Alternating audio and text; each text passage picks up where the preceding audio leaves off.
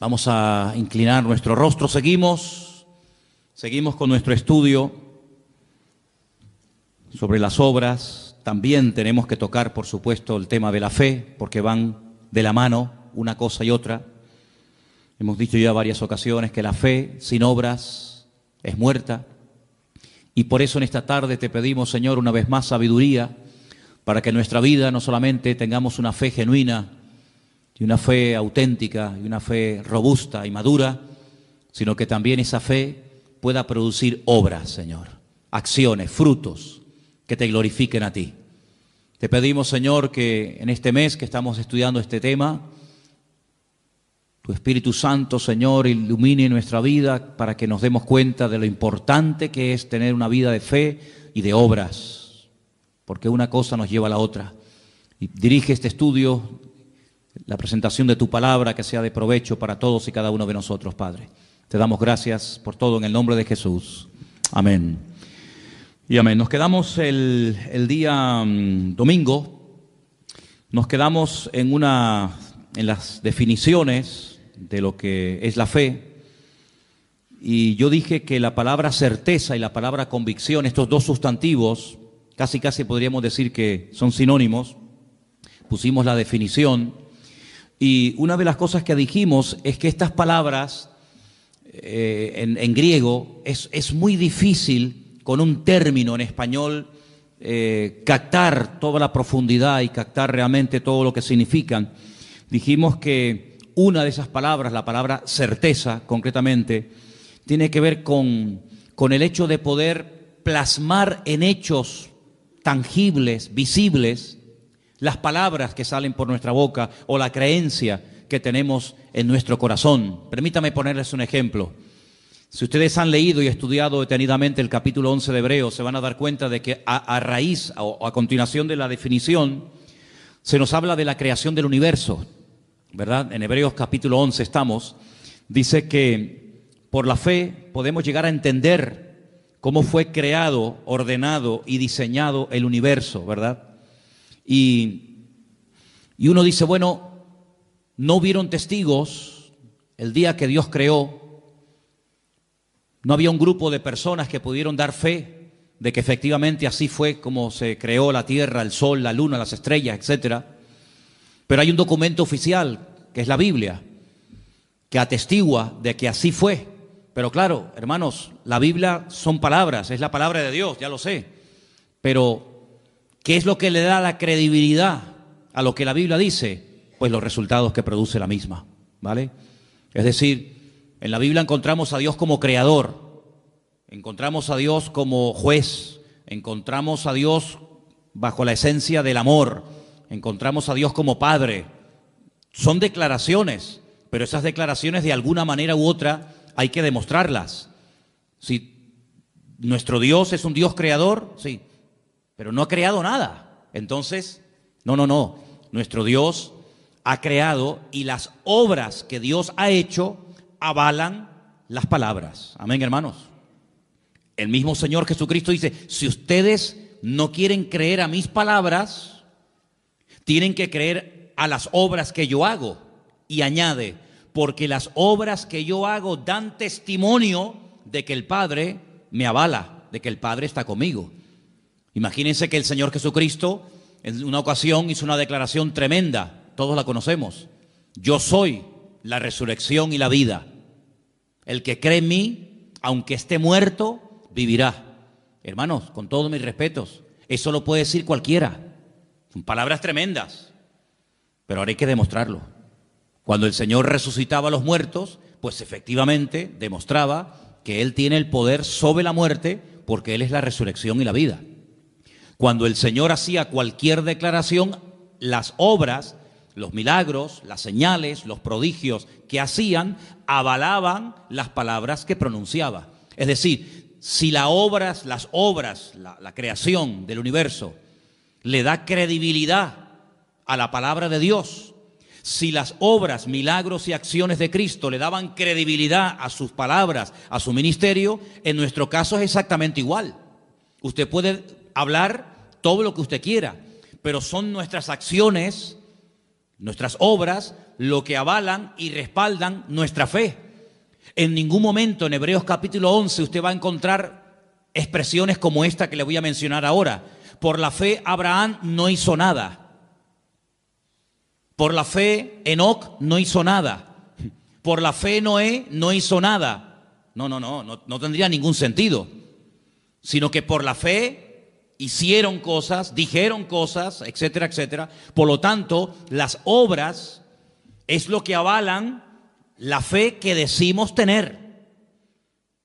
Si no hay obras, si no hay frutos, si no hay resultado, pues nuestra vida es un montón de buenas intenciones y de buenas palabras, pero que nunca se materializan, nunca se hacen realidad.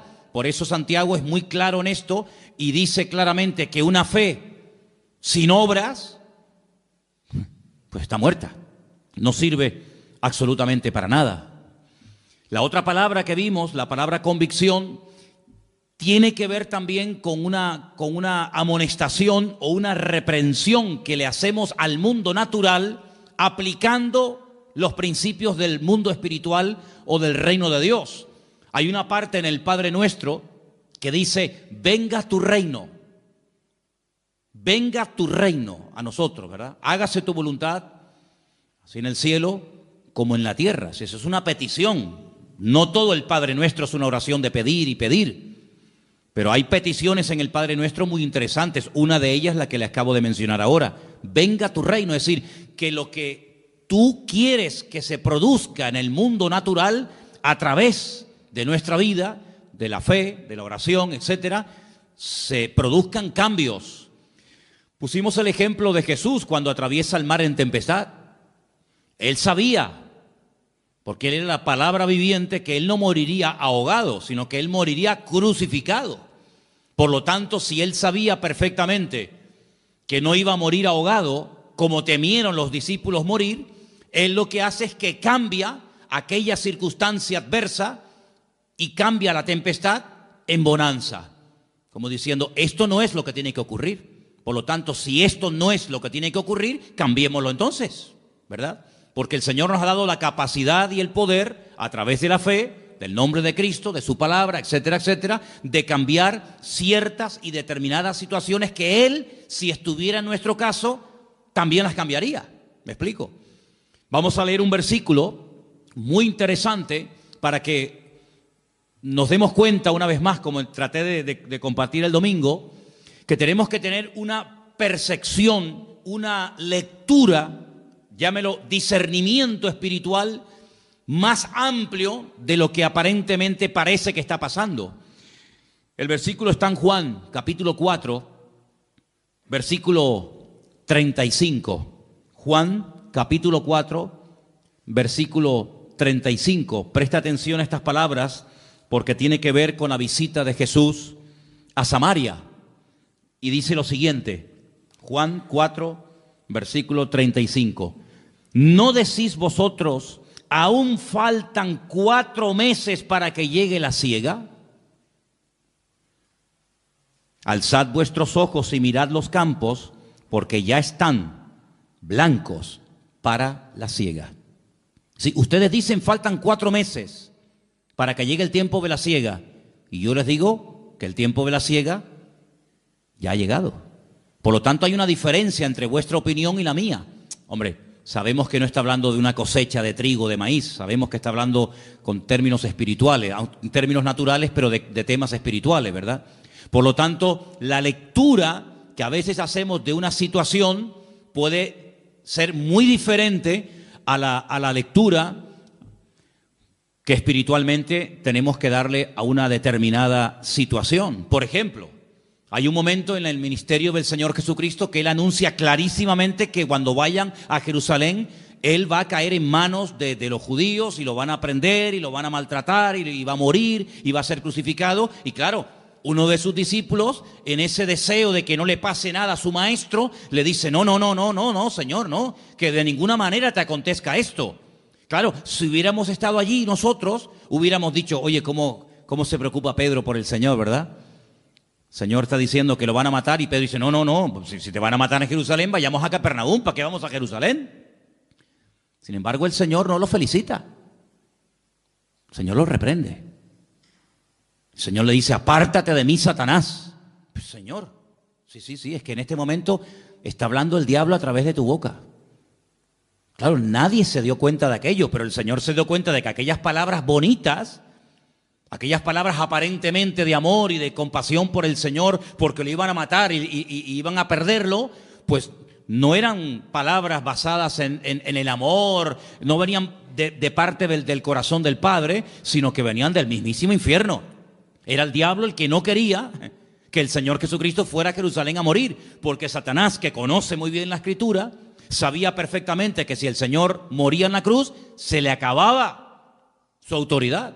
Por lo tanto, el Señor dice, apártate de mí, Satanás. Luego, cuando el apóstol Pedro, o anteriormente, cuando Pedro dice, tú para mí eres el Hijo del Dios viviente, el Señor lo alaba. El Señor le dice, bienaventurado, Pedro, muy bien, estupendo. Ahora sí que has hablado bien, ¿ves? Ahora sí que has acertado, porque esto que has dicho no te lo enseñó tu padre y tu madre, sino te lo reveló mi Padre que está en los cielos. ¿Cómo sabía el Señor, verdad? Cuando hablaba a una persona, ¿cómo sabía discernir la fuente, el origen de esas palabras? Por un lado dice, muy bien, Pedro, bienaventurado eres porque esto no te lo reveló sangre ni carne, sino mi Padre que está en los cielos. Y al mismo Pedro, minutos más tarde, le dice, apártate de mí, Satanás. Es que el discernimiento del Señor era perfecto, era increíble. Entonces puede ser que a veces una persona se esté dejando utilizar por el Señor para hablar a tu vida.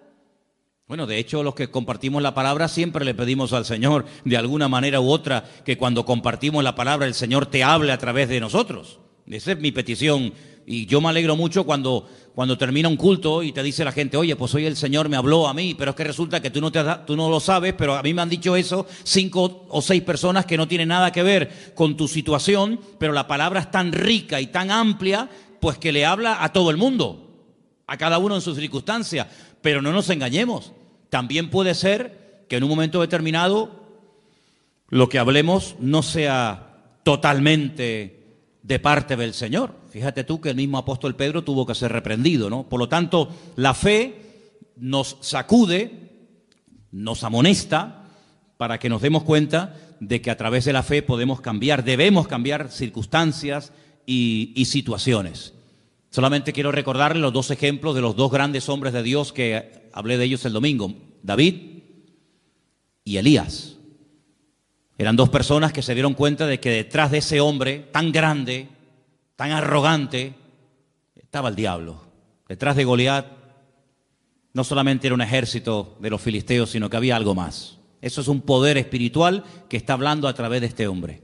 Y por otra parte también Elías discernió que ya había llegado el momento de actuar y de confrontar al mundo de las tinieblas con un milagro espectacular que terminaría de una vez para siempre demostrando que Baal era un dios falso y que el Dios de Elías era el Dios verdadero, y todos conocemos la historia, Primera de Reyes 18, en el monte Carmelo. Así que nosotros no andamos por la vista, no andamos por las emociones o por los sentimientos o por lo que oímos o por lo que nos cuentan, sino que dice la Biblia que el justo por la fe vivirá.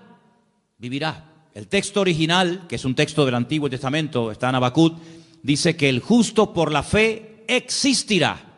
Logrará existir. La existencia misma depende de la fe, del conocimiento que tengamos de parte del Señor. Yo dije también el domingo, y quiero repetirlo, que la fe del creyente no es una fe loca, no es una fe ciega, no es una fe disparatada, basada en nada. No. La fe del creyente, la fe genuina, la fe del Señor, en nosotros está basada en el conocimiento y en la experiencia.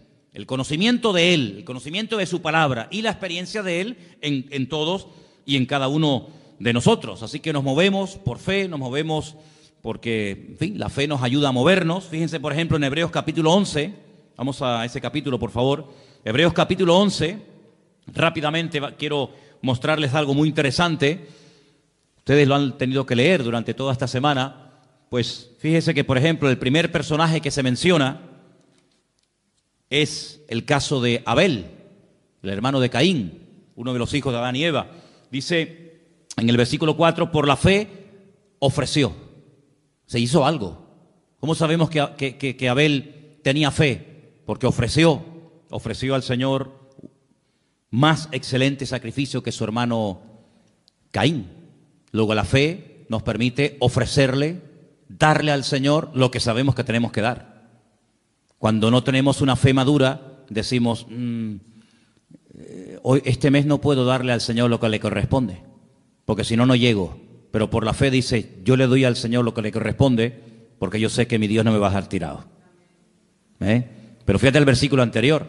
El versículo anterior dice que por la fe podemos llegar a entender que, bueno, cómo ha sido constituido, formado, diseñado el universo por la palabra de Dios, de modo que lo que se ve fue hecho de lo que no se ve. Es decir, la fe nos permite entender, la ciencia nos permite conocer. Pero no significa que porque conozcas ya sabes o ya entiendes lo que está ocurriendo. Sin embargo, la fe te ayuda a entender misterios y cosas que Dios ha hecho que hasta el día de hoy los científicos no saben cómo explicarlo. Se vuelven locos, que si esta teoría, que si fue así, que si fue asado, que si millones de años por aquí, millones de años por allá. Sin embargo, leyendo el documento oficial que da fe de lo que Dios hizo, podemos no solamente conocer, sino podemos entender, ¿verdad?, las cosas. Hay un versículo tremendo que yo lo quería leer el domingo, se me pasó, y quiero leerlo ahora. Está en Deuteronomio 29:29. Si ustedes pueden aprenderse este versículo de memoria, sería extraordinario, porque es una promesa preciosa que el Señor nos da. Deuteronomio 29:29 dice así: las cosas secretas, ¿a quién le pertenecen? Al Señor nuestro Dios. Los secretos, los misterios que Él no quiso revelar, ahí quedan, en la mente, en la presencia del Señor. Mas las reveladas, ¿para quién son? Para nosotros y para nuestros hijos, para siempre, para que cumplamos todas las palabras de esta ley. Sí, hay cosas que han quedado en secreto, pues ya está, pues si están en el secreto de Dios, ahí se quedan. Pero hay otras muchas cosas que Dios sí ha querido revelar.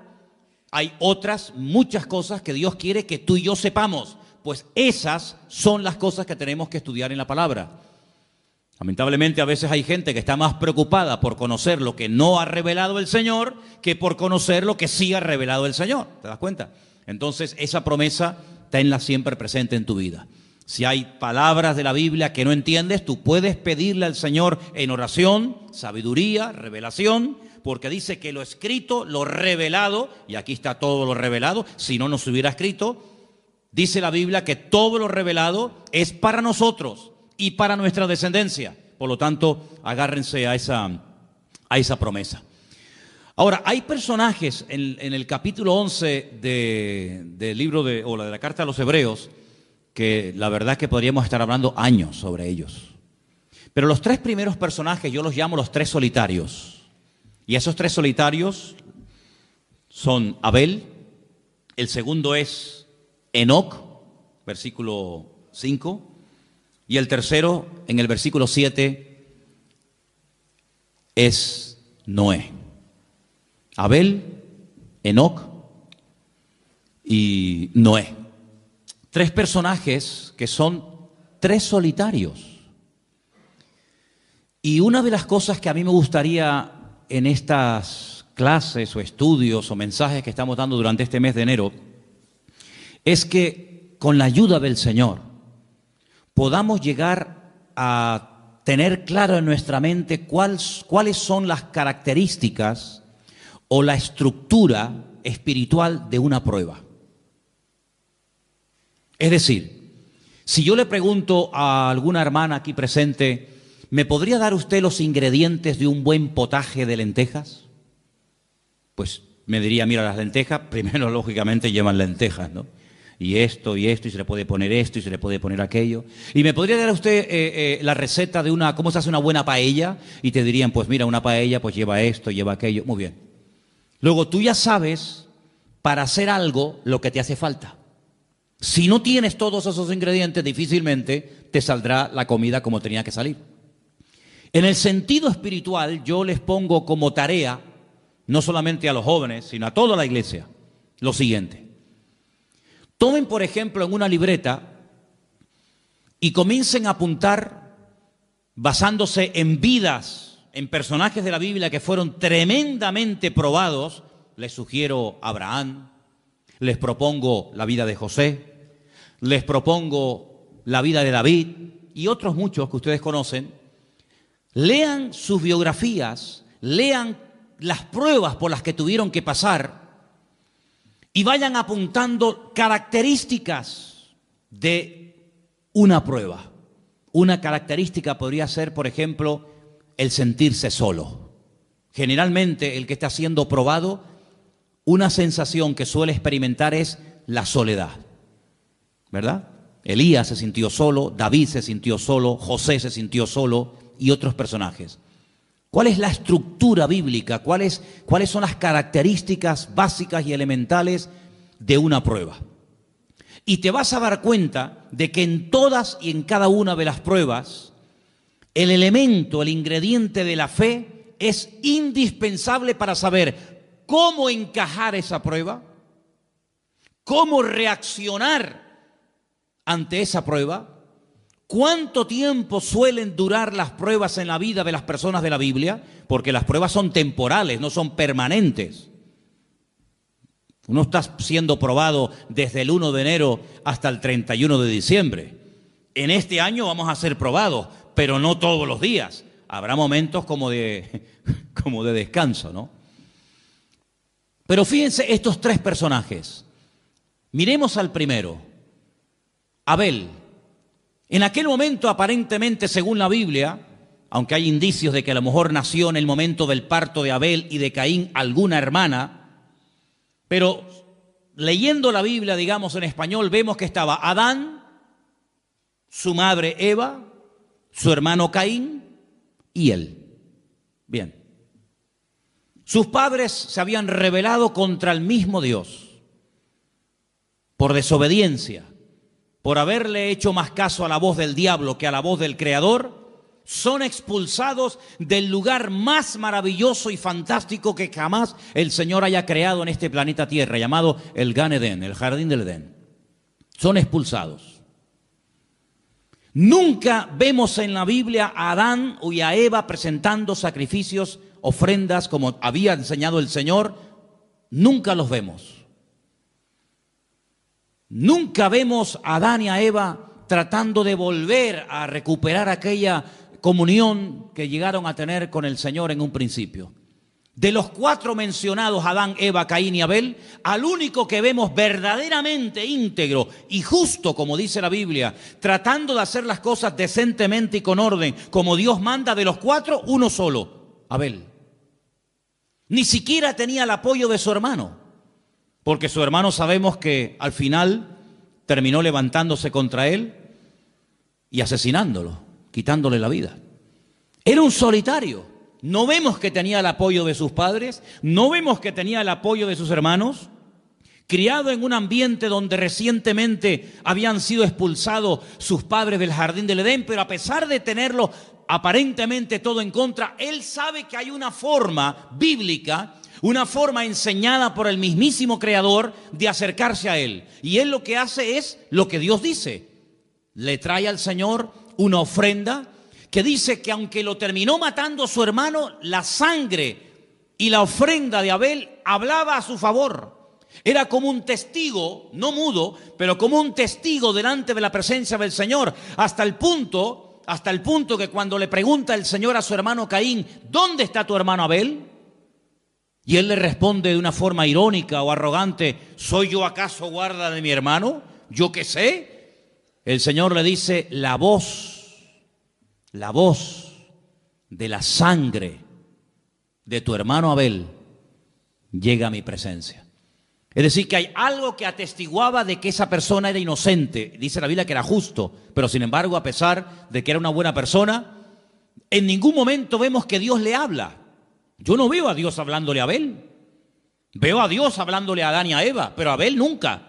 Sin embargo, veo al Señor hablándole a su hermano Caín, al desobediente, al rebelde, al que presenta una ofrenda incorrecta, le habla, lo amonesta y le dice, si hicieras las cosas bien, ¿no podrías dejar el pecado a la puerta? Como diciendo, ¿no dominarías tú sobre el pecado? Claro, Pero es que el problema es que Caín, aunque oyó a Dios audiblemente en varias ocasiones, no cambió. Porque una de las cosas que dijimos el domingo, que no hay ninguna garantía de que yo conozca la verdad y actúe en obediencia a esa verdad. Es más, hay gente que sabe que algo le puede estar haciendo daño o lo está matando y aún así siguen haciéndolo. Y tenemos infinidad de ejemplos, tanto en la Biblia como fuera de la Biblia, como hoy en día. Conocemos a personas que incluso han entendido el Evangelio y le han dado las espaldas a Dios y no han querido obedecer la palabra. Luego, el conocimiento es importante, pero cuidado, el conocimiento puede ser la mayor bendición para tu vida o puede ser la peor tragedia, en el sentido de que el conocimiento te da vida o te mata. Porque ahora sabes y ahora no hay excusa. Como dice Pablo a los romanos, hablándole a los judíos en la carta a los romanos, dice, no tienes excusa. No tienes excusa porque tú sabes, tú conoces desde niño la palabra del Señor, pero no la pones en práctica en tu vida. ¿Te das cuenta? Por lo tanto, Abel es mencionado porque es una persona que la fe que tuvo le ayudó a obedecer, le ayudó a desprenderse de algo que a lo mejor humanamente hablando le hacía falta, pero que como él sabe qué es lo que Dios espera de él lo hace. Luego la fe nos permite entender los misterios de Dios, la creación de Dios, la obra de Dios. La fe nos permite ofrecerle a Dios, darle al Señor lo que le corresponde. Pero fijaros que, por ejemplo, en el caso de Enoc, que ya es la séptima generación, ¿vale? Enoc vivió en la séptima generación después de Adán y Eva. Era un hombre, si ustedes leen su vida, lo poquito que nos dice la Biblia de Enoc, dice que era un hombre que tuvo hijos e hijas. Un hombre que llevaba aparentemente una vida normal, un hombre casado. Repito, con hijos y con hijas. Pero lo importante que destaca la Biblia de Enoc no es que estaba casado y que era padre, sino dice aquí en el versículo 5, por la fe Enoc fue traspuesto para no ver muerte y no fue hallado porque lo traspuso Dios, y antes de que fuese traspuesto tuvo testimonio de haber agradado a Dios. Eso es lo que destaca la Biblia de la vida de Enoc. Pero curiosamente, aunque la Biblia nos dice que Enoc no murió, que el Señor lo llevó en vida a su presencia, como hizo también con otro personaje llamado el profeta Elías, a pesar de que la Biblia nos dice que estaba casado, de que era padre, de que era la séptima generación después de Adán y Eva, resulta que hay una pequeña carta en el Nuevo Testamento, que es la carta de Judas, que si quieren pueden venir conmigo, por favor, y ustedes van a encontrar unas palabras muy interesantes que nos habla la Biblia acerca de este personaje llamado Enoc. En la carta de Judas, ¿verdad? Lo tenemos ahí casi al final del Nuevo Testamento. ¿Lo tienen, hermanos? Ok. Tenemos en el versículo 14. De estos también profetizó Enoc. Luego era un profeta. Pero Génesis no dice que era un profeta. Génesis no dice que profetizara. Pero sin embargo, en el Nuevo Testamento dice que Enoc profetizó. ¿Y qué fue lo que dijo? Pues dijo esto que está aquí. He aquí, vino el Señor con sus santas decenas de millares para hacer juicio contra todos y dejar convictos a todos los impíos de todas sus obras impías que han hecho impíamente y de todas las cosas duras que los pecadores impíos han hablado contra él. ¿De quién está hablando aquí este hombre? Está hablando de Dios como juez. En la primera venida el Señor Jesucristo no vino como juez. Pero en la segunda venida la Biblia profetiza de que Cristo el Señor vendrá como juez a juzgar a cada uno según sus obras, ¿sí o no? Luego Enoc profetizó de la segunda venida del Señor. Claro. Entonces por eso los judíos dijeron, no pongamos este libro en el canon del Antiguo Testamento, quitémoslo, porque es un libro demasiado mesiánico, porque el judío dice que el Mesías vendrá una vez. Perdón, los judíos dicen que vendrá una vez, Nosotros creemos que vendrá 2 veces, ya una que vino como rey, como siervo, y la segunda como rey, como juez. Y si ahora este hombre Enoc dice que debe venir al Señor como juez a juzgar a todos, pues esto como es. Entonces por eso quitaron el libro de Enoc, pero que se puede leer, es un libro interesantísimo, por cierto. Y habla muchísimo acerca de aquellos pecados que había antes del tiempo del diluvio y todo aquello, ¿verdad? Entonces fijaros cómo este hombre vivió tan cerca de Dios, pero por lo visto era el único que destacaba en aquella generación. No había millones, no había miles de personas. Pero él, a pesar de que era un padre que tenía que trabajar y atender a su familia, a su esposa, a sus hijos, dice que caminó con Dios. Y caminó tan cerca de Dios que el Señor dijo, vente conmigo. Y el Señor se lo llevó a su presencia, lo arrebató. Es el primer ejemplo en la Biblia de una persona que puede llegar a ser arrebatada directamente a la presencia del Señor. Y de ese hombre habla el libro de Hebreos en el capítulo 11. Otro solitario. Abel era un solitario, Enoc fue otro solitario, un hombre seguramente incomprendido, un hombre al cual no le hicieron mucho caso, pero un hombre que está ahí en la Biblia.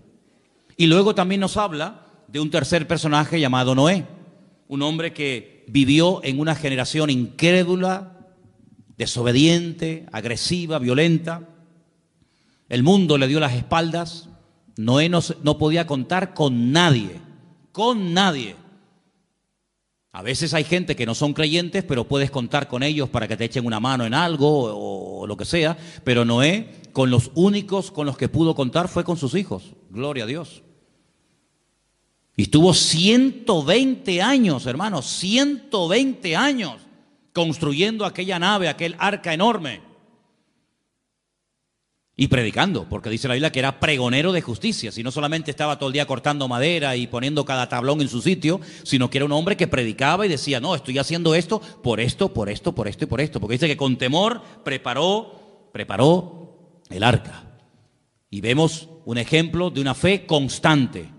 Porque la Biblia nos ordena y nos manda a los creyentes a ser personas constantes en la fe. ¿Cuántos dicen amén? Es uno de los grandes problemas de mucha gente, la falta de constancia.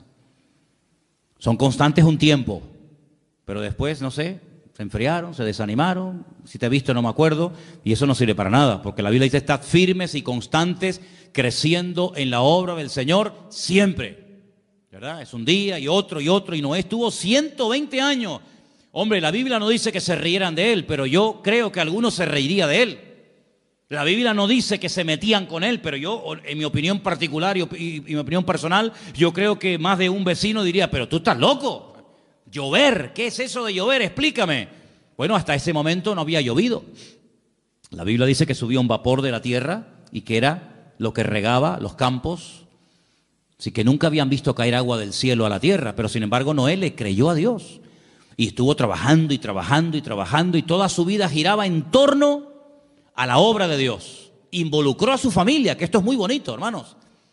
Los que somos padres, de ahora el mes que viene hablaremos de esto, es muy importante que oremos por nuestros hijos para que no solamente se conviertan, sino que logremos que las familias están involucradas todos los miembros de la familia en la obra del Señor. ¿Habrá mayor privilegio para un padre que ver a sus hijos involucrados en la obra del Señor? Puede ser que uno esté en la música, otro esté en la danza, otro esté en la escuela dominical, otro esté sirviendo al Señor a tiempo completo, pero me da igual. Pero lo hermoso y lo que debemos de orar es para que todas las familias, los miembros de la familia, estén todos involucrados en la obra del Señor, como Sem, Can y Jafet, hijos de Noé, aprendieron a apoyar a su padre y sobre todo en la obra que su padre hacía, que era la obra del Señor. Amén, hermanos. Cuidado, y las esposas de estos también, porque estaban casados los tres. Entonces ellos eran cabezas de hogar. Eran hombres que supieron dirigir a sus mujeres a la obra de Dios, al servicio del Señor. Y hermanos, todos los que estamos aquí esta noche, todos los habitantes del planeta Tierra, le debemos la vida a Noé. Porque ese hombre se mantuvo y durante 120 años estuvo trabajando para el Señor. No conoció a Dios como creador, como el caso de Adán y Eva. Conoció otro aspecto de la naturaleza, de la esencia del Señor, muy interesante y poco predicado, como es la justicia. Porque Dios es severo, Dios es justo, Dios es un juez justo. Y Dios dijo, basta, se cansó. Y curiosamente, fíjate tú por dónde, El mismísimo Señor Jesucristo en Mateo capítulo 24 lo menciona, ¿verdad? ¿Os acordáis? Dice que antes de la venida, antes del fin del tiempo, dice, será como los tiempos de Noé. Como los tiempos de Noé. ¿Cómo eran los tiempos de Noé? Léalo, estúdielo, y así serán nuestros tiempos, porque dice la Biblia que como que se vuelve a repetir otra vez la historia. Así que estos tres personajes yo los llamo los tres solitarios. Abel, sin apoyo de la familia ni de su hermano. Enoc, solito, caminando con Dios, no se menciona a nadie más en ese tiempo. Y después también Noé, una persona que fue fiel al Señor hasta las últimas consecuencias. Ahora vamos a leer algunos versículos en esta noche. El versículo que vamos a leer ahora de Romanos 10, 16, ya se leyó el domingo. A mí me gustaría que algún hermano entre nosotros, que yo le había pedido a Priscila que me leyera estos versículos, pero... perdón, yo es que te estaba buscando, pero como no te veía... Ok, perdón. Romanos 10, 17, pero vamos a leerlo como dice la Biblia y no como lo mencionan muchos. ¿Se acuerdan lo que dije el domingo? ¿Qué dice la gente por ahí? Hermano, la fe viene por oír y por oír la palabra de Dios. Pues no, Señor, eso no dice la Biblia. La Biblia dice, Romanos 10, 17. Así que la fe es por el oír y el oír por la palabra de Dios. La fe es, no dice que viene, la fe es, ¿verdad?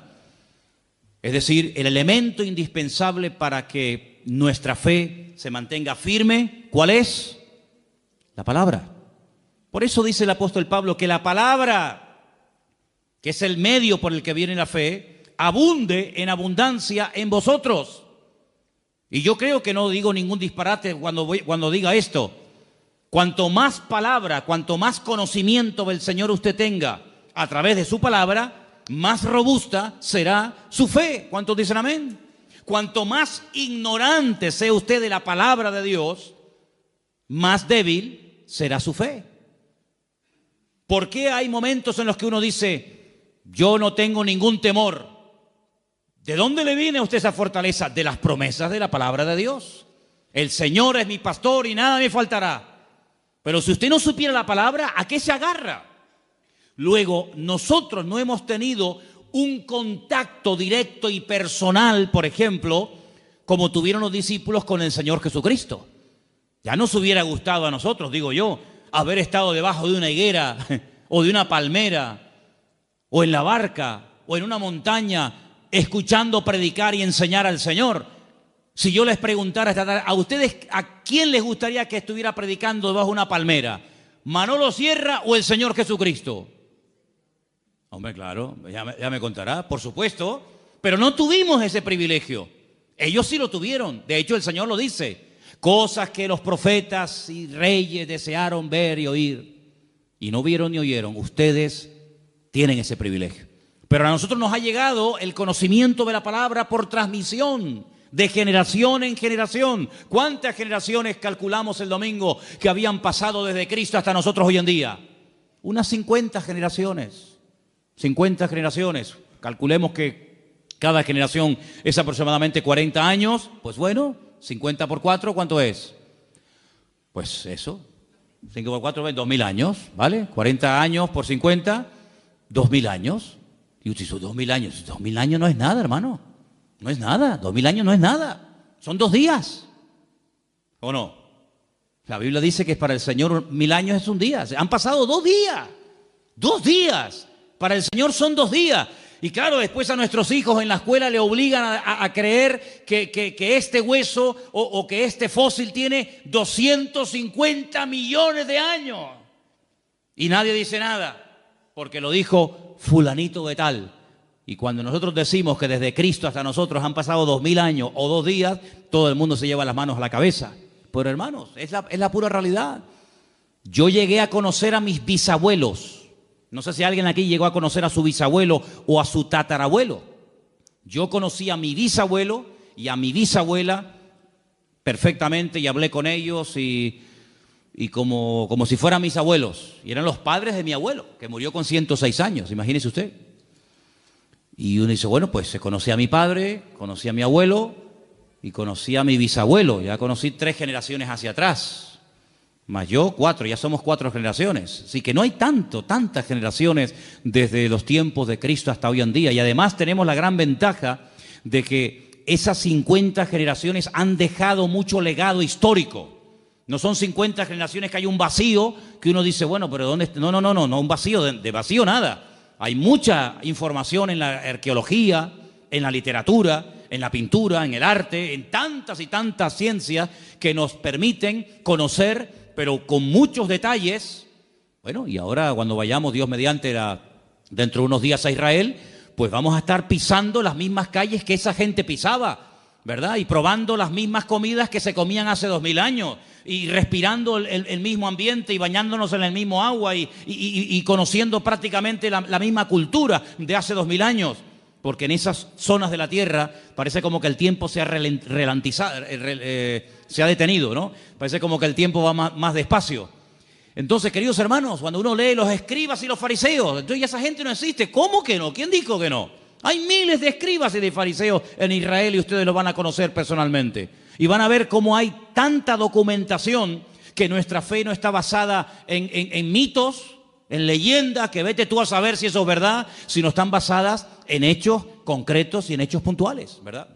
Entonces la fe se alimenta por la palabra y por la palabra de Dios. Ahora, hay un versículo en Romanos 1:20, vamos a leerlo, por favor, Priscila, Romanos 1:20, que lo podemos juntar con ese de Hebreos 11:3. ¿Qué dice Romanos 1:20, por favor? Porque las cosas invisibles de Él, su eterno poder y deidad, se hacen claramente visibles desde la creación del mundo, siendo entendidas por medio de las cosas hechas, de modo que no tienen excusa. Analicemos este texto. Las cosas invisibles de Él. Cuando dice de Él, ¿a quién se refiere? A Dios.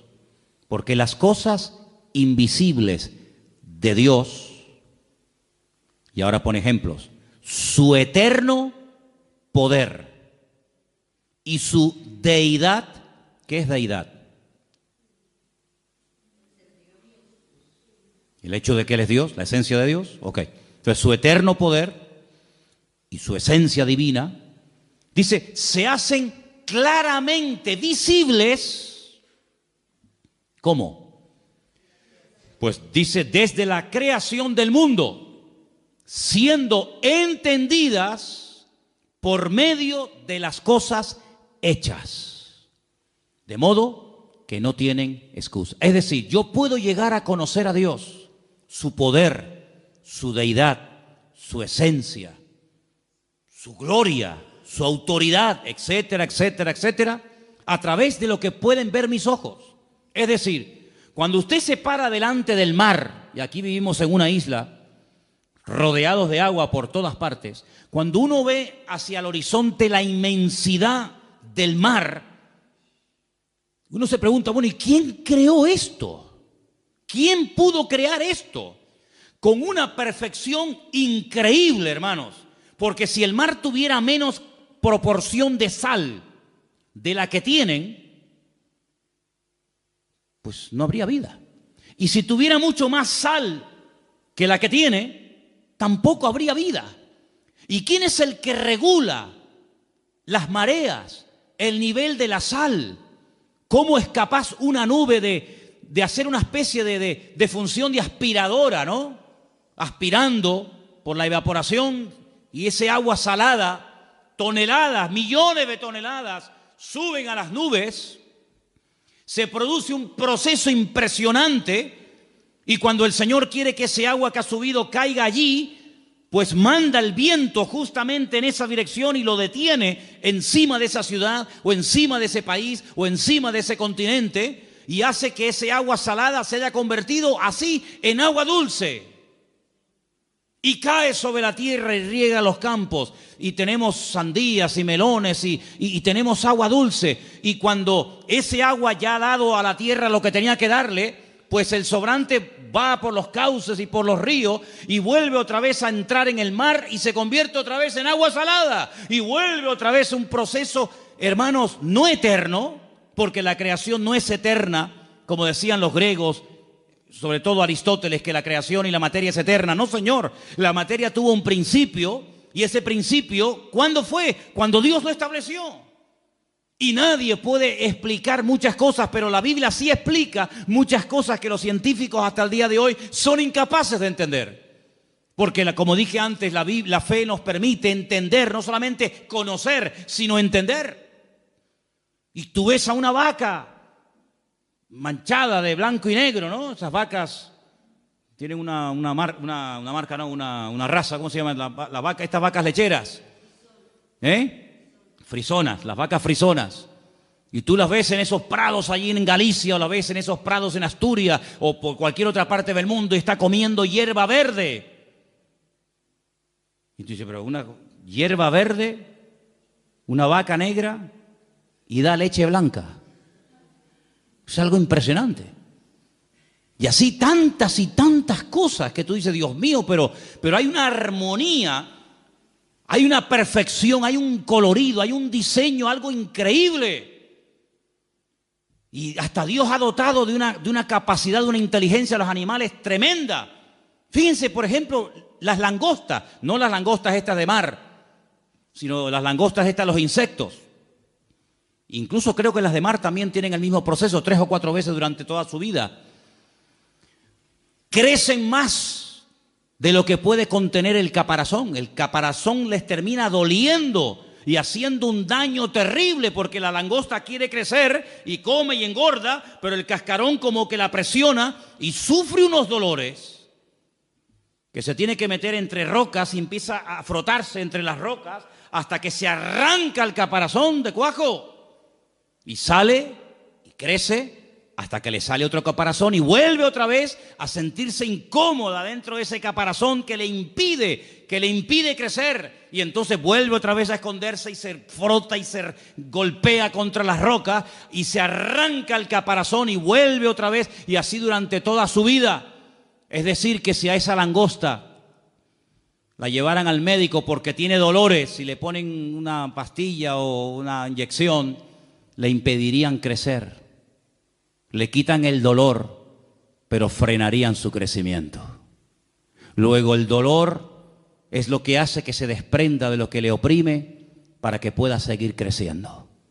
Es decir, el Señor en nuestra vida a veces nos presiona y nos prueba para que entremos en su presencia y Él nos quite lo que nos oprime el crecimiento para que podamos seguir creciendo y avanzando para la gloria del Señor. ¿No es sabio el Señor? ¿No es sabio el Señor? Y hay gente que cuando ve una abeja parece que han visto un dinosaurio y salen corriendo.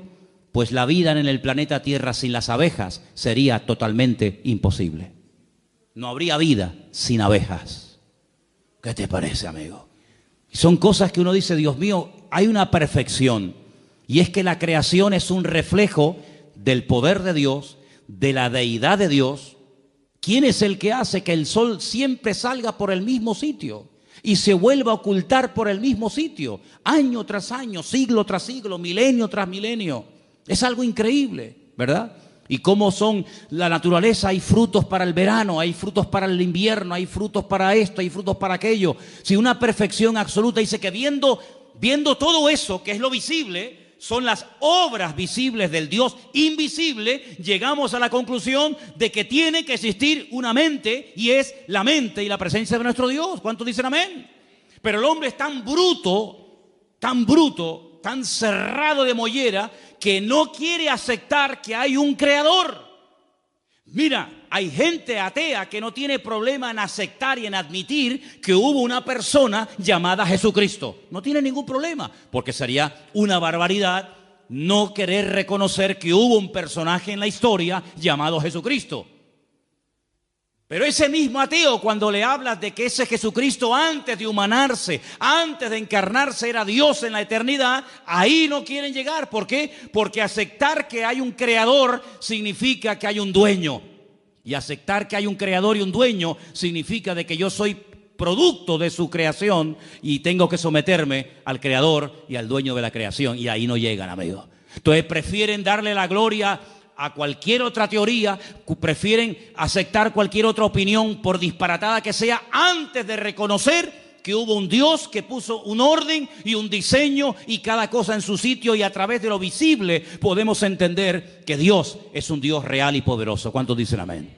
Entonces, sin fe es imposible agradar a Dios, porque dice que el que se acerca a Él o el que quiere comenzar a entender las cosas, lo primero que tiene que entender y aceptar es que hay un Dios creador.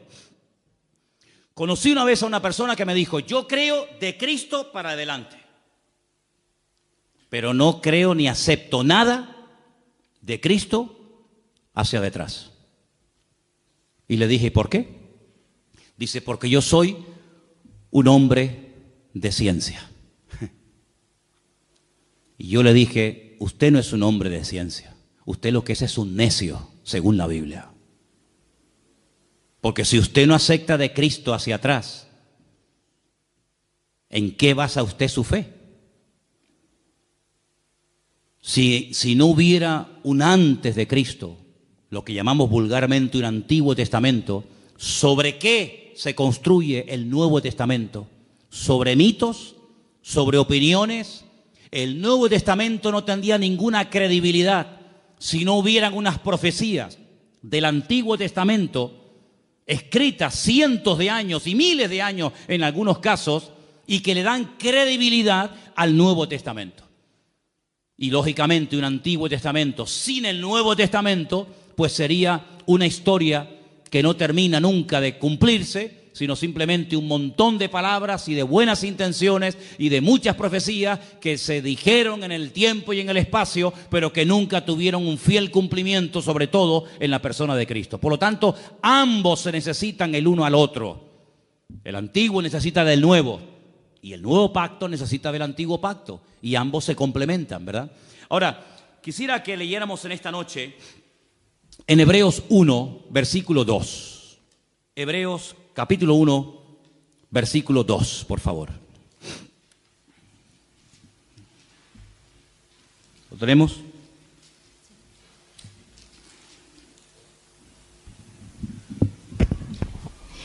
En estos postreros días nos ha hablado por el Hijo, a quien constituyó heredero de todo, y por quien asimismo hizo el universo.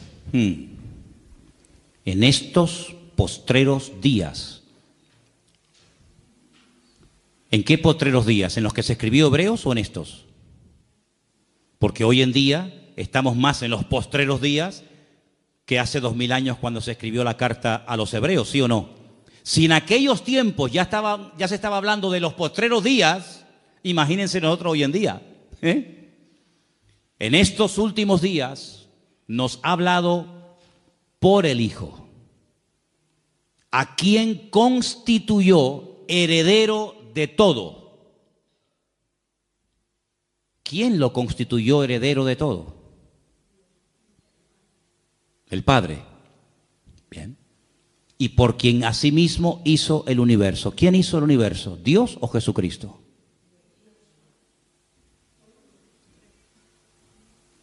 Vamos a leer el versículo otra vez. Ahí está la respuesta. En estos postreros días nos ha hablado por el Hijo, a quien constituyó heredero de todo y por quien asimismo hizo el universo. ¿Quién hizo el universo? ¿Y no será que estamos hablando de la misma persona? ¿No será que estamos hablando de la misma persona?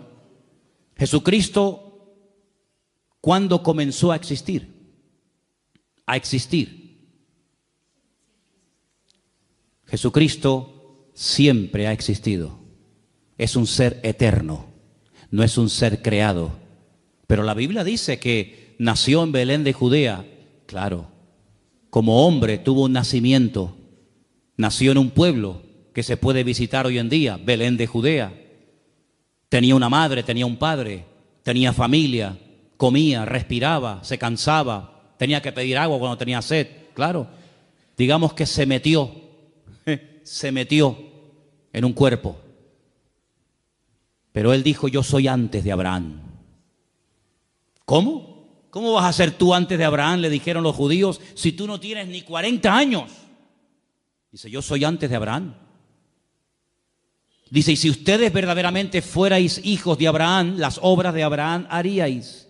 Y si ustedes verdaderamente creyerais en los escritos de Moisés, me tendríais que obedecer a mí, porque de mí escribió Moisés.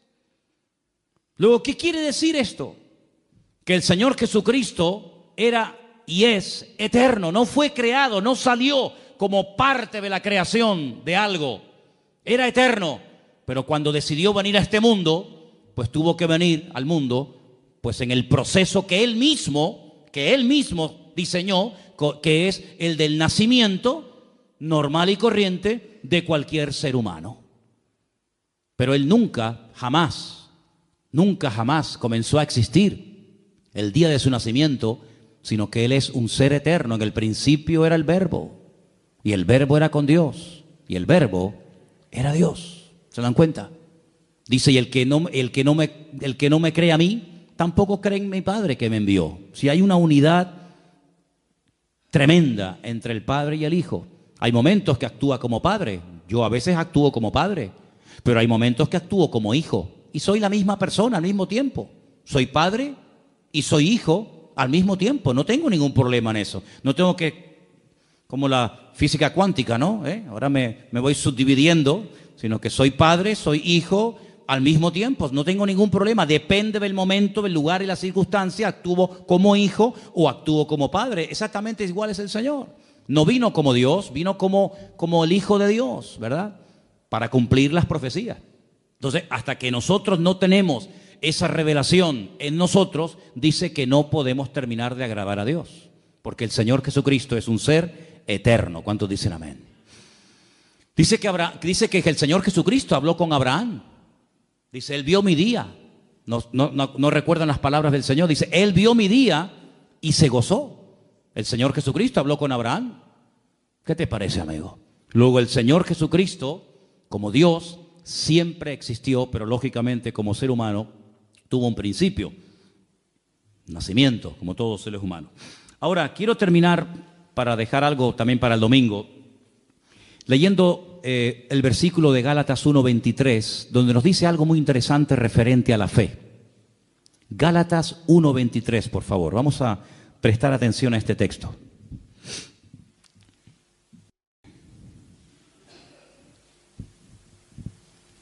Y dice: solamente oían decir, aquel que en otro tiempo nos perseguía, ahora predica la fe que en otro tiempo asolaba. Dice que Pablo predicaba la fe que antaño perseguía. Luego la fe aquí es un conjunto de creencias, es un mensaje que hay que predicar. Fijaros que cuando hablamos de la fe en la Biblia, la menciona como parte del fruto del Espíritu Santo. Dice Gálatas 5, 22, 23, mas el fruto del Espíritu es amor, gozo, paz, paciencia, benignidad, fe. Luego es un fruto. Un fruto es algo que va madurando con el paso del tiempo. Y menciona la fe como una de las características, como parte del fruto que produce el Espíritu de Dios en nosotros. Luego, en nuestra vida, aunque sea como fruto, la fe se tiene que notar. Pero fíjate que después, por ejemplo, cuando llegamos a la lista de 1 Corintios capítulo 12, donde se mencionan 9 dones, uno de los dones que se mencionan ahí es el don de la fe. Luego, ¿qué es? ¿Un fruto o es un don? Bueno, a veces es un fruto y otras veces es un don. Pero fíjate que Efesios 2, 8 y 9 dice, por gracia sois salvos por medio de la fe. Y esto no de vosotros, pues es don de Dios. Hay 3 cosas diferentes en cuanto a la fe: fruto, don y como medio para obtener la salvación por la gracia. Pero ahora hemos leído un cuarto ejemplo, una cuarta característica o connotación de la fe. Dice que Pablo predicaba la fe. No estaba predicando de un don, no estaba hablando de la fe como un fruto, sino predicaba la fe. Luego la fe es un conjunto de creencias. Son las dogmas, los principios elementales en los cuales nosotros creemos. Son los dogmas de nuestra fe. Uno de los dogmas de fe nuestro dice que nosotros creemos en la inspiración de las Sagradas Escrituras como palabra de Dios. Uno de los dogmas de fe es que creemos en la obra expiatoria de Cristo en la cruz del Calvario. Es decir, hay unos dogmas de fe y Pablo dice que les predicaba de la fe. Es decir, les predicaba de lo que uno cree. ¿Por qué hay creyentes que se preocupan más en predicar y en compartir con la gente, llamamos inconversa, de lo que no creen que de lo que verdaderamente creen? Hay creyentes que a veces se pegan horas hablando con inconversos y no paran de hablarle de lo que no creen. Mira, nosotros no creemos en esto, no creemos en no sé qué, nosotros no, no, en eso no creemos, no, eso no lo creemos. Termina la conversación, la persona con la que has estado hablando y tomando café toda la santa tarde ya sabe en lo que no creen. Hasta mañana, adiós. Y la señora dice, ¿y en qué cree? Porque si no cree en el Papa, no cree en no sé qué, no cree en no fue canto, no cree en no tal, no cree en cuál, no cree. Pero no me he enterado en lo que creen. Entonces hay que aprender a predicar de la fe. Porque sabe una cosa, generalmente la gente allá afuera tiene más claro lo que tú no crees, pero no tienen claro lo que tú crees. La gente allá afuera sabe que nosotros en nuestras iglesias no tenemos imágenes. Porque ellos saben que nosotros no creemos ni adoramos imágenes. Ellos lo saben. Ellos lo que no tienen muy claro, ¿qué es lo que tú y yo creemos?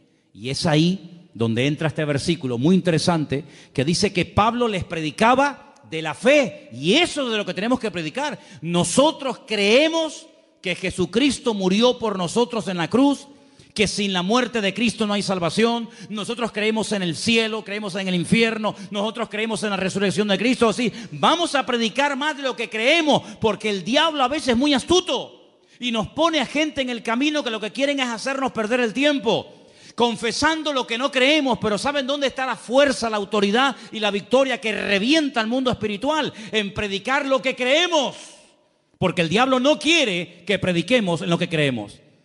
El diablo no tiene ningún problema en decir, yo no creo en las imágenes y por eso no las adoro. Eso al diablo no le hace daño.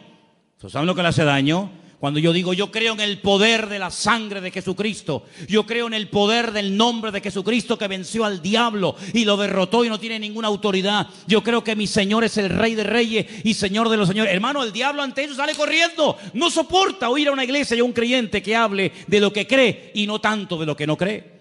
Por eso la fe tiene que ser predicada y compartida. Pablo le decía no solamente a los Gálatas, ¿no?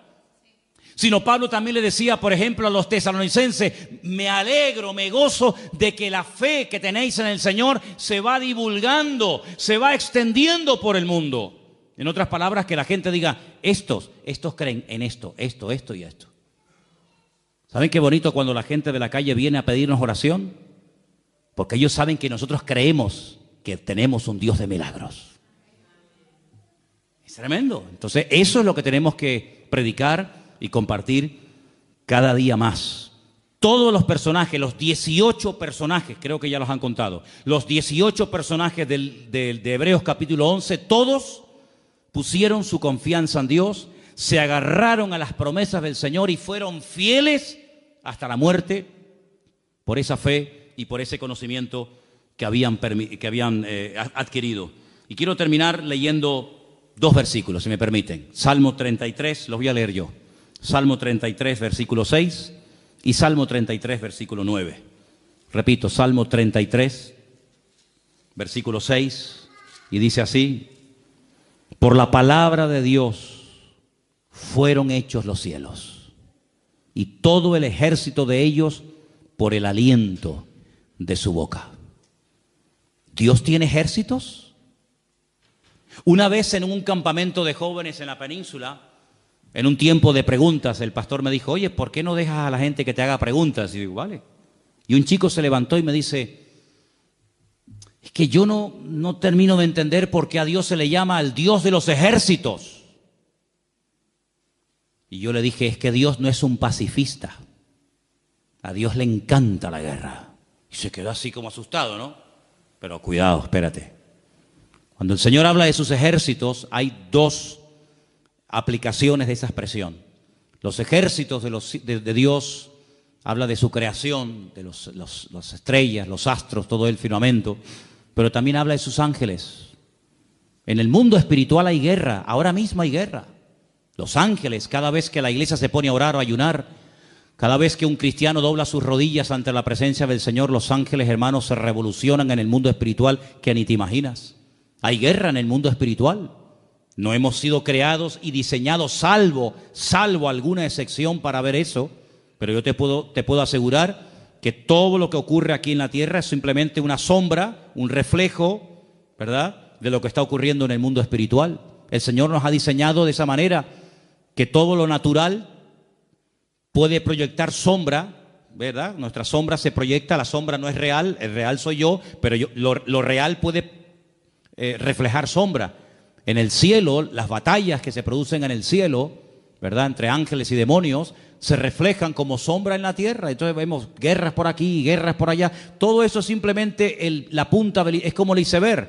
Tú ves a un iceberg y ves una montaña de hielo, pero hay más por abajo que por arriba. Bueno, pues el mundo espiritual es al revés, ¿verdad? Lo grande, lo poderoso se lleva arriba y en pequeña escala se lleva abajo. Está como al revés, el orden está invertido. En la Biblia el futuro está en pasado y el pasado está en futuro.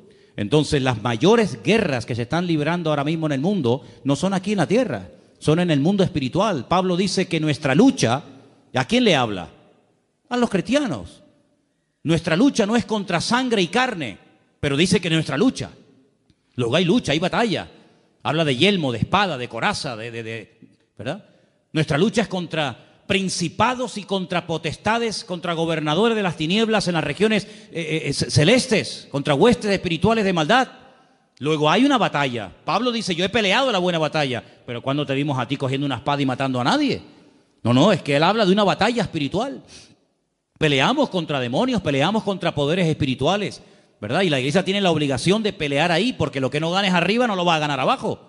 Hay gente que quiere ganar aquí, pero primeramente hay que ganar allí para atar allí, para soltar aquí, dice la palabra, ¿verdad? Entonces, cuando uno va a la palabra, uno se encuentra de que Dios hizo los cielos con el poder de su palabra y todo su ejército. Bueno, lean ustedes el libro de Daniel.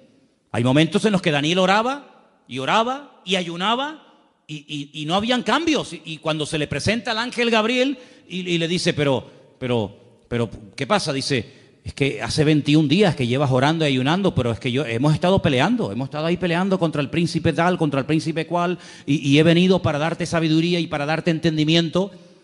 Si te das cuenta que hay batallas que hay que librarlas fuertemente en la presencia del Señor, para obtener respuestas. El Señor le dijo un día a los discípulos, ¿sabéis una cosa? Sobre todo tú, Pedro, escúchame bien. Satanás ha venido y os ha pedido, y os va a zarandear a todos como al trigo. ¿Cuándo hablaste tú con el diablo? ¿O cuándo el diablo habló contigo? ¿Cuándo pasó eso? Que ustedes no se enteran. Ustedes no ven eso. Pero es que el diablo os va a zarandear como al trigo. Porque el Señor sabía. ¿O por qué te crees que el Señor dedicaba tanto tiempo a solas en batalla? Pues las batallas espirituales, las guerras espirituales que tuvo que librar el Señor tuvieron que ser tremendas, ¿verdad? Entonces, hermanos, vemos que el Señor creó los cielos, la tierra, pero también el ejército de Dios. Y el versículo 9 dice, porque Él dijo y fue hecho. Él mandó y existió. Repito, ese versículo 9 es tremendo. Él dijo y fue hecho. Y si no hubiera dicho, pues no se hubiera hecho. ¿Cuándo se produjo el cambio? Cuando Él dijo, automáticamente se produjo. Él mandó y existió. Luego, hermanos, aquí tenemos en nuestras manos algo tremendamente poderoso que hay que saber manejarlo. Tenemos un poder impresionante que es el poder de la fe, pero que no va a producir cambios a menos que salga por nuestra boca y por nuestras acciones el poder que tiene la fe. Eso es como si usted tiene una escopeta o un rifle, pero no tiene munición, no produce ningún problema. Usted tiene que apretar el gatillo para que salga el cartucho y para que haga lo que quiere que usted haga. Exactamente es igual. Hay un poder, hay una capacidad, hay una autoridad que el Señor ha puesto en nosotros. Es una dinamita, es un poder tremendo que Dios ha puesto en nosotros Pero cuando actuamos en fe, cuando declaramos palabra de fe, cuando nuestras acciones avalan nuestras palabras y nuestras palabras nos llevan a la acción, hermano, eso es una combinación increíble, es algo tremendo. Por eso es muy importante que si usted en un momento determinado no sabe cómo orar, dígale al Espíritu Santo, dígale al Señor, ora a través de mi boca. Porque dice que el Espíritu puede llegar a orar con nosotros y por medio de nosotros, porque Él conoce cuál es la voluntad del Padre. Hay gente que en esta dimensión de oración no sabe moverse. Saben moverse en la petición, saben moverse en lo cotidiano, pero que el Espíritu ruegue con gemidos indecibles delante del Padre a través de mí, hay muchos que no saben, no tienen ni idea de lo que estoy hablando. Por eso, este tema que estamos hablando de la fe y las obras es lo que va a marcar la diferencia.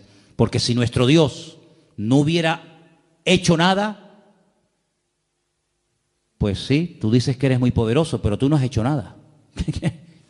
Tú dices que eres creador, pero yo no he visto que has creado nada. Desde el principio del mundo aquí no ha creado nada. Pero todo lo que nos rodea da crédito a la palabra de nuestro Dios. ¿Qué es lo que le da crédito a la obra de Cristo? Las obras que hizo. Bien. ¿Qué es lo que le va a dar peso a su fe? ¿Lo que usted dice? No, lo que usted haga. Y si usted no hace, su fe está muerta. Así que el domingo, Dios mediante, tendremos el último mensaje sobre este tema. Haremos un pequeño repaso, pero ampliaremos un poco más el tema de la fe y de las obras. Pero yo quiero preguntarles a todos ustedes en esta noche, en este mes que estamos hablando de este tema, yo dije al principio, cuando les propuse que íbamos a hablar de esto este mes, que sería muy bueno que nos propusiéramos hacer alguna obra, algo que nos lleve a la acción. ¿Se acuerdan? ¿Lo estáis haciendo? Nuevamente vengo al púlpito con material. Ayer compramos Nuevos Testamentos. Y ayer compramos este Evangelio según San Juan, que cuando lo vi me quedé enamorado, porque ha sido de todos los evangelios que se venden a veces por ahí, el que mejor presentación y mejor calidad he visto de verdad. Es un Evangelio según San Juan, tiene por supuesto todo el texto, pero aparte de eso tiene explicaciones y tiene material añadido. ¿Saben cuánto cuesta este librito? Este Evangelio según San Juan, que dice Juan en su Evangelio que el que lo crea, el que lo lea y lo crea, puede llegar a tener vida eterna. Fíjate, 50 céntimos. Si una persona lee el Evangelio según San Juan y cree en Jesucristo a través de estas palabras, puede llegar a tener vida eterna. Y esta tarde me tomé un cortado aquí porque no vino mi hermana doña Carmen a hacérmelo. ¿Y saben cuánto me cobraron? 80 céntimos. ¿Y saben cuánto vale el Evangelio según San Juan, que produce vida eterna en Cristo Jesús, Señor nuestro? 50 céntimos. Increíble. Bueno, compramos unos cuantos. Pero claro, estamos comprando Biblias, estamos comprando Nuevos Testamentos, estamos comprando Evangelios.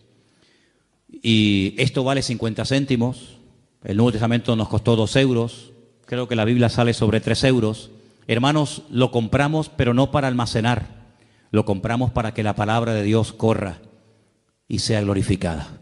Así que hágase con algunos de estos ejemplares y regálelos. Regale. Me contaba el pastor Marcos del Puerto de la Cruz que hay una chica que un hermano del puerto le regaló una Biblia, fue a la iglesia hace 2 o 3 semanas, se convirtió al Señor y allí está asistiendo fielmente. El primer fruto de una Biblia regalada de una persona que ha aceptado al Señor. Hay miles y miles de personas que todavía no tienen un ejemplar de la palabra de Dios en su mano. Hermanos, vamos a esforzarnos para que la palabra de Dios corra y sea glorificada. ¿Cuántos dicen amén? Háblense con Margarita, ella es la responsable de este material. Hemos regalado Biblias para que ustedes se lleven, pero sería muy bueno que tuvierais el detalle de decir, oye, si esto vale 50 céntimos, pues yo no tengo 50 céntimos, tengo 10 céntimos. Muy bien, pero si tienes, páguelo, cómprelo y regálelo para que otras vidas puedan llegar a conocer al Señor como nosotros también le hemos conocido. Nos ponemos de pie, hermanos, por favor. Vamos a orar. Vamos a pedir la bendición de Dios sobre esta palabra que escuchamos hoy y que el Señor nos ayude. Atesoren esta palabra en su corazón, pero sobre todo pónganla en práctica, porque así crece la fe, oyendo y actuando. Gracias te damos por tu palabra, Señor. Te Pedimos, Señor, que tú nos ayudes a ponerla en práctica y que tú nos pongas gente delante, que tú nos des oportunidades cada día para que podamos, Señor, hablarles de ti y podamos manifestar a través de nuestras vidas las maravillas que tú has hecho en cada uno de nosotros. Bendice a tu iglesia, Señor. Gracias por este material que estamos pudiendo comprar.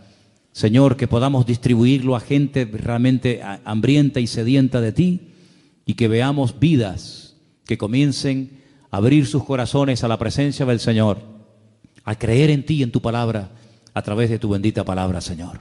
Gracias te damos, Dios mío, por este tiempo que hemos podido escudriñar tu palabra. Sigue con nosotros el resto de este día y el culto en el nombre bendito de Jesús.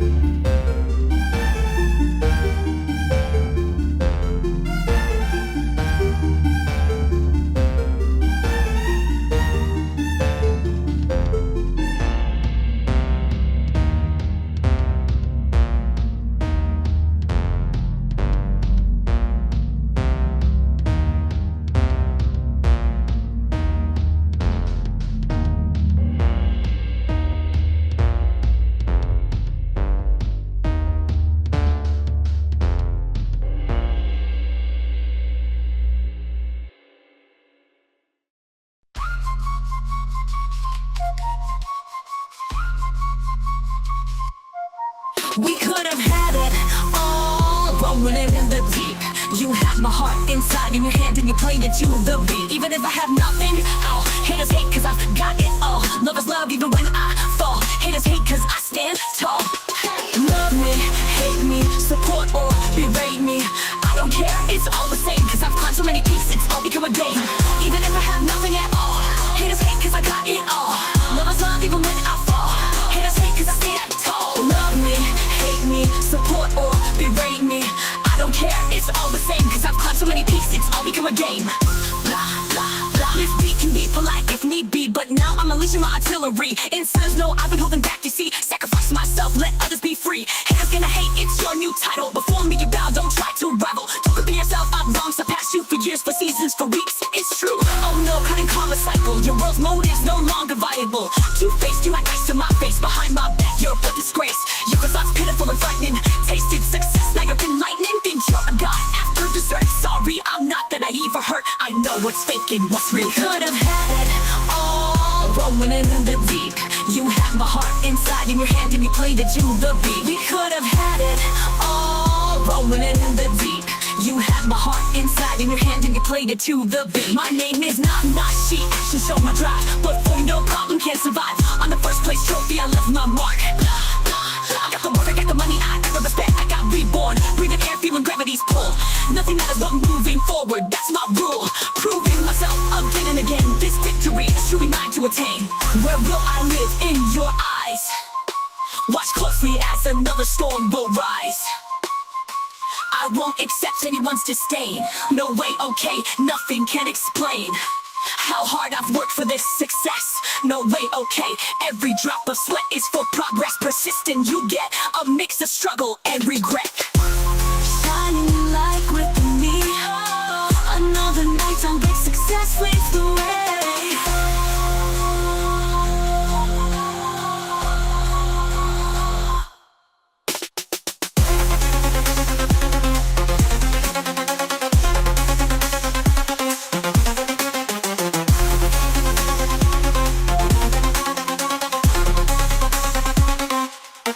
We could have had it all, rolling it in the deep. You had my heart inside in your hand and you played it to the beat. We could have had it all, rolling it in the deep. You had my heart inside in your hand and you played it to the beat.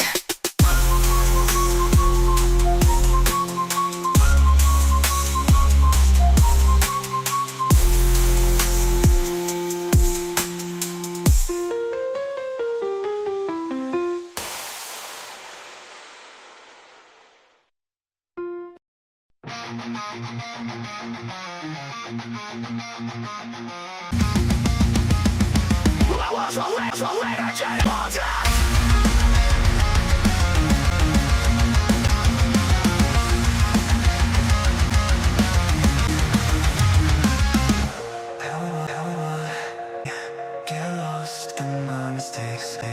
Can't stop think of anything better. There'd be a way to stop reliving thing that can't be changed. Forget what's once and reset. Memories can be the only part of me that be changed. Just let me be free. Just let me be free.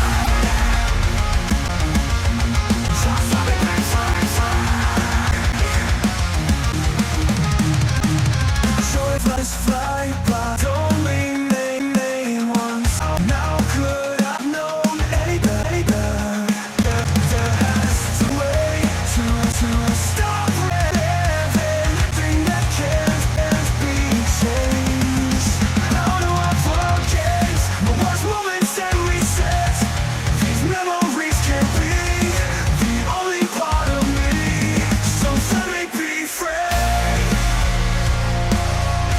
Just let me be free. Just let me be free. Choices fly by, don't remain once. So now could I have known any better? That I can change it now, just stop and make them go away. Just don't want them to stay. How do I forget my worst moments and reset?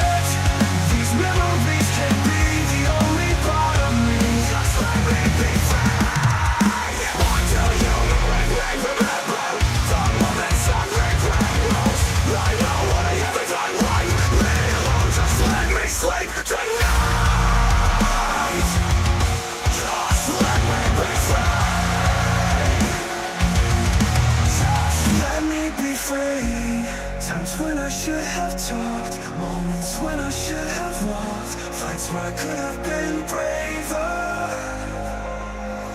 times when I could have been a savior. Why make them good then? The ones I wanna be trapped in. Why do I have to get stuck on every little thing? Are you trying to protect me? What's having this fight on?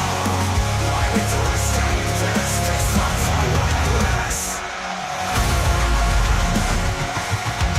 Just let me be free.